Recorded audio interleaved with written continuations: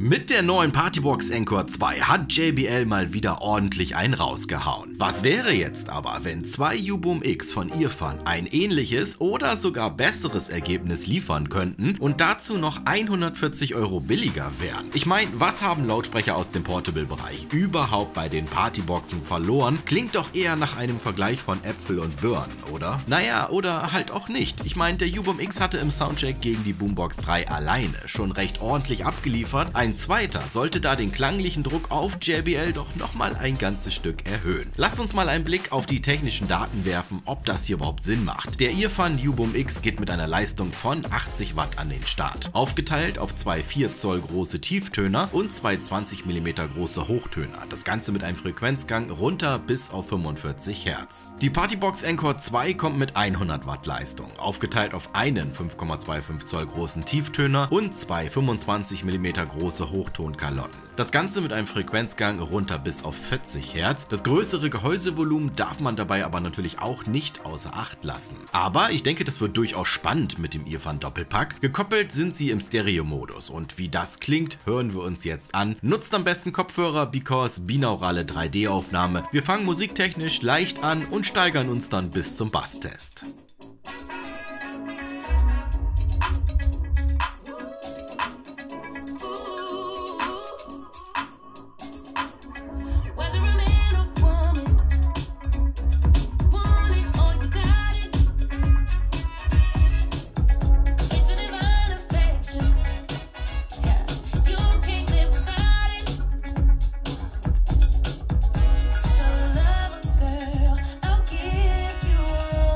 Feel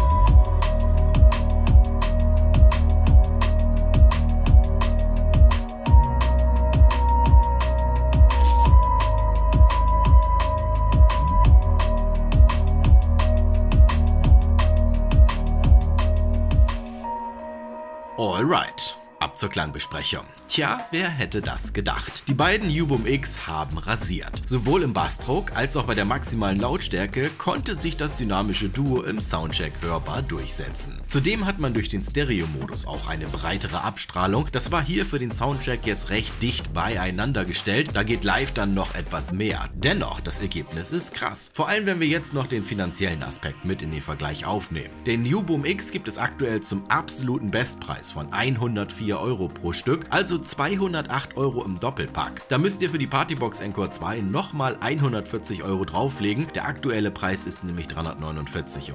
Wer also nicht ganz so viel Kohle ausgeben will, aber dennoch ordentlichen und mobilen Partysound möchte, der findet hier ganz klar eine Alternative. Wenn euch alle Details zum UBOOM X interessieren, schaut mal bei meinem anderen Video vorbei. Das verlinke ich euch oben rechts und in der Videobeschreibung. Dort findet ihr auch die Dezibelwerte aus meinem Test. Hättet ihr dieses Ergebnis erwartet? Mich hat das schon etwas überrascht, muss ich zugeben. Ich bin gespannt, wie euch der Vergleich gefallen hat. Schreibt mir das auf jeden Fall mal in die Kommis und ansonsten ist jetzt auch ein romantischer Moment, um ein Abo dazulassen. In diesem Sinne, ich empfehle mich. Adios!